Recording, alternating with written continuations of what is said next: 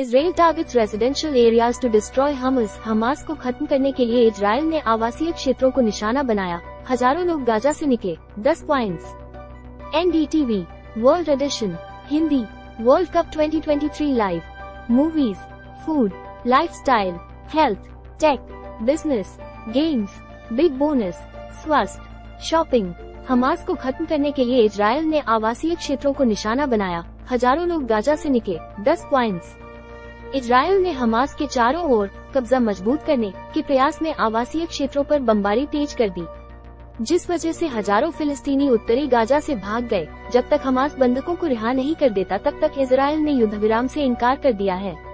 प्रतीकात्मक तस्वीर। इजराइल ने हमास के चारों ओर कब्जा मजबूत करने के प्रयास में आवासीय क्षेत्रों पर बमबारी तेज कर दी, जिस वजह से हजारों फिलिस्तीनी उत्तरी गाजा से भाग गए। जब तक हमास बंधकों को रिहा नहीं कर देता तब तक इजराइल ने युद्धविराम से इनकार कर दिया है। मामले से जुड़ी अहम जानकारियाँ। इजरायली सैनिक और हमास के लड़ाके गाजा शहर में करीब से लड़ रहे हैं। हजारों नागरिक संघर्ष के केंद्र में फंसने से बचने के लिए दक्षिण की ओर कूच कर गए हैं। गुरुवार को इजराइल ने कहा कि उनके सैनिक गाजा पट्टी के दिल में घुस गए हैं। गाजा शहर के मुख्य अल-शिफा अस्पताल सहित हजारों लोग अभी भी घिरे हुए उत्तर के अंदर फंसे हुए हैं, जहां हेथम हेजेला अपने छोटे बच्चों के साथ एक तात्कालिक तंबू में शरण ले रही थी। इजरायली रक्षा बलों IDF ने गाजा शहरों पर अपने हमले का एक वीडियो साझा किया और दावा किया कि वे हमास के बुनियादी ढांचे और उनके गुर्गों द्वारा इस्तेमाल की जा रही सुरंगों को निशाना बना रहे थे। हमास की सशस्त्र शाखा ने एक वीडियो भी जारी किया जिसमें गाजा शहर में बमबारी वाली इमारतों के साथ साथ सड़क पर भीषण लड़ाई दिखाई गई। युद्ध तब शुरू हुआ जब हमास ने 7 अक्टूबर को इजराइल पर हमला किया और इजरायली अधिकारियों के अनुसार लगभग 1400 लोगों को मार डाला और 239 बंधकों को पकड़ लिया।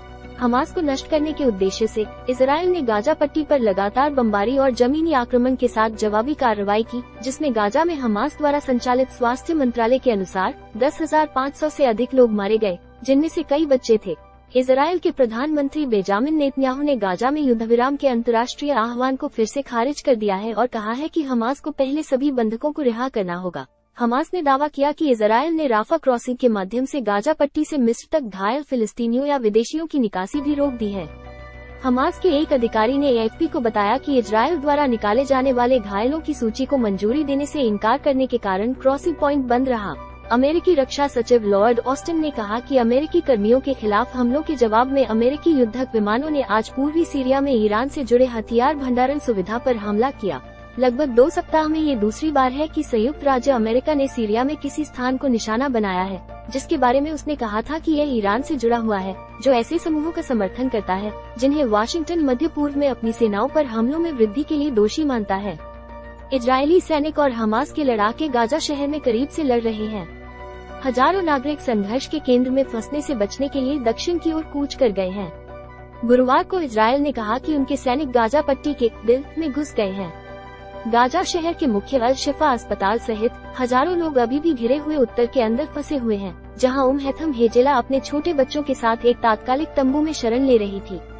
इजरायली रक्षा बलों IDF ने गाजा शहरों पर अपने हमले का एक वीडियो साझा किया और दावा किया कि वे हमास के बुनियादी ढांचे और उनके गुर्गों द्वारा इस्तेमाल की जा रही सुरंगों को निशाना बना रहे थे। हमास की सशस्त्र शाखा ने एक वीडियो भी जारी किया जिसमें गाजा शहर में बमबारी वाली इमारतों के साथ साथ सड़क पर भीषण लड़ाई दिखाई गई। युद्ध तब शुरू हुआ जब हमास ने 7 अक्टूबर को इजराइल पर हमला किया और इजरायली अधिकारियों के अनुसार लगभग 1400 लोगों को मार डाला और 239 बंधकों को पकड़ लिया। हमास को नष्ट करने के उद्देश्य से इजराइल ने गाजा पट्टी पर लगातार बमबारी और जमीनी आक्रमण के साथ जवाबी कार्रवाई की, जिसमें गाजा में हमास द्वारा संचालित स्वास्थ्य मंत्रालय के अनुसार 10,500 से अधिक लोग मारे गए, जिनमें से कई बच्चे थे। इजराइल के प्रधानमंत्री बेंजामिन नेतन्याहू ने गाजा में युद्धविराम के अंतर्राष्ट्रीय आह्वान को फिर से खारिज कर दिया है और कहा है कि हमास को पहले सभी बंधकों को रिहा करना होगा। हमास ने दावा किया कि इजराइल ने राफा क्रॉसिंग के माध्यम से गाजा पट्टी से मिस्र तक घायल फिलिस्तीनियों या विदेशियों की निकासी भी रोक दी है। हमास के एक अधिकारी ने AFP को बताया कि इजराइल द्वारा निकाले जाने वाले घायलों की सूची को मंजूरी देने से इनकार करने के कारण क्रॉसिंग पॉइंट बंद रहा। अमेरिकी रक्षा सचिव लॉर्ड ऑस्टिन ने कहा कि अमेरिकी कर्मियों के खिलाफ हमलों के जवाब में अमेरिकी युद्धक विमानों ने आज पूर्वी सीरिया में ईरान से जुड़े हथियार भंडारण सुविधा पर हमला किया। लगभग 2 सप्ताह में ये दूसरी बार है कि संयुक्त राज्य अमेरिका ने सीरिया में किसी स्थान को निशाना बनाया है, जिसके बारे में उसने कहा था कि यह ईरान से जुड़ा हुआ है, जो ऐसे समूहों का समर्थन करता है जिन्हें वाशिंगटन मध्य पूर्व में अपनी सेनाओं पर हमलों में वृद्धि के लिए दोषी मानता है। पढ़े देश विदेश की खबरें अब हिंदी में। हिंदी न्यूज। चुनाव 2023 इलेक्शंस 2023 के लाइव अपडेट के लिए हमें फॉलो करें और जाने इलेक्शन शेड्यूल एनडीटीवी इंडिया पर लाइव खबर देखें, फॉलो करें। ट्रेंडिंग। वसीम अकरम ने चुने ऐसे 2 खिलाड़ी जिसने ओडी क्रिकेट को बदल कर रख दिया, पहला नाम भारतीय। अब ऑस्ट्रेलियाई टीम वर्ल्ड कप। मैक्सवेल की पारी को देखकर रिकी पोंटिंग ने वर्ल्ड क्रिकेट के सामने कर दिया बड़ा ऐलान। कूड़ा बीनने वाले को प्लास्टिक बैग में मिले 30 लाख $, और अन का लेटर हेड, पुलिस को स्कैम का शक। वेलनेस। खाली पेट लहसुन की कली चबाने के फायदे 8 स्लाइड्स। फूड हड्डियों से कैल्शियम को खत्म कर देते हैं ये food items 10 slides. Lifestyle pollution के चलते आपके गले में भी हो रहा है इन्फेक्शन या खराश, तो ये घरेलू उपाय आएंगे काम 8 स्लाइड्स। वसीम अकरम ने चुने ऐसे 2 खिलाड़ी जिसने ओडी क्रिकेट को बदल कर रख दिया, पहला नाम भारतीय। अब ऑस्ट्रेलियाई टीम वर्ल्ड कप। मैक्सवेल की पारी को देखकर रिकी पोंटिंग ने वर्ल्ड क्रिकेट के सामने कर दिया बड़ा ऐलान। कूड़ा बीनने वाले को प्लास्टिक बैग में मिले 30 लाख $, और अन का लेटर हेड, पुलिस को स्कैम का शक। गुलाबी साड़ी में दिख रही लड़की को बीच में छोड़नी पड़ी पढ़ाई, कभी खाने को नहीं थे पैसे, आज है सबसे ज्यादा फीस लेने वाली एक्ट्रेस। WC 2023 सेमीफाइनल का समीकरण। चौथी टीम के रूप में कौन पहुंचेगी सेमीफाइनल में? Advertisement. Rajasthan news, Hindi news, live train status, PNR status, business news, दुनिया, MP Chhattisgarh news, Israel Hamas war, Delhi pollution, Nitish Kumar Israel Palestine conflict, Dhanteras विशेष। Advertisement advertisement.